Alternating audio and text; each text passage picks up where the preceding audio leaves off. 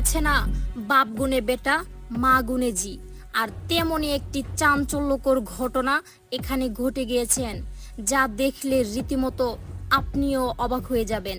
তাই পুরো ফুটেজটি না টেনে দেখতে থাকুন। এখানে কি ঘটছে, কি ঘটতে চলছে, এমনই এক ন্যাক্কারজনক এবং জঘন্যতম ঘটনা এখানে ঘটে গিয়েছেন।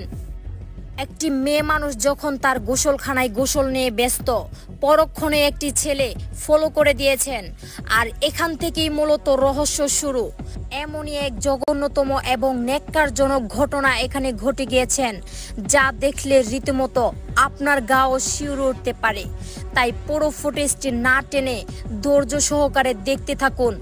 বিষয়টা হলো, এই মেয়েটি হচ্ছে একজন প্রবাসীর বউ, আর সেই প্রবাসী থাকার সুযোগ নিয়ে ওই ছেলেটি পিছু নিয়েছেন। আর পরক্ষণেই যা ঘটে গেল সেটা দেখার জন্য আমরা একেবারেই প্রস্তুত ছিলাম না। তাই ধৈর্য সহকারে পুরো সিসি ক্যামেরার ফুটেজটি দেখতে থাকুন শেষ পর্যন্ত এখানে কি ঘটতে চলছে।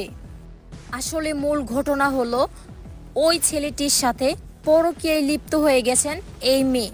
কেননা তার স্বামী কিনা আজ প্রবাসে থাকেন, আর সেই প্রবাসে থাকার সুযোগ নিয়ে ওই ছেলেটির সাথে দীর্ঘদিন যাবৎ পরকীয়ায় লিপ্ত হয়েছেন। প্রবাসী সেই প্রেমিকার সাথে কিছুক্ষণ দুষ্টমি করে পরক্ষণেই কিন্তু তারা এক হয়ে যায়। আসলে ধৈর্য সহকারে পুরো সিসি ক্যামেরার ফুটেজটি যদি আপনারা না দেখুন, তাহলে শেষ পর্যন্ত হয়তো বুঝে উঠতে পারবেন না। তাই ফুটেজটি না টেনে শেষ পর্যন্ত দেখতে থাকুন। আমাদের সমাজে এমন ঘটনা কিন্তু অহরহ ঘটে যাচ্ছে। তাই যারা প্রবাসে থাকেন তাদেরকে কিন্তু অবশ্যই সতর্কতা অবলম্বন করতে হবে। আমাদের প্রবাসী ভাইয়েরা যখন মাথার ঘাম পায়ে ফেলে দেশে টাকা পাঠায়, আর সেই টাকা দিয়ে তার রঙ্গনীলায় মেতে ওঠেন সেই পরকীয়া স্ত্রী। তাই প্রবাসী ভাইদের উদ্দেশ্য বলছি, আপনারা অবশ্যই সতর্কতা অবলম্বন করে চলুন।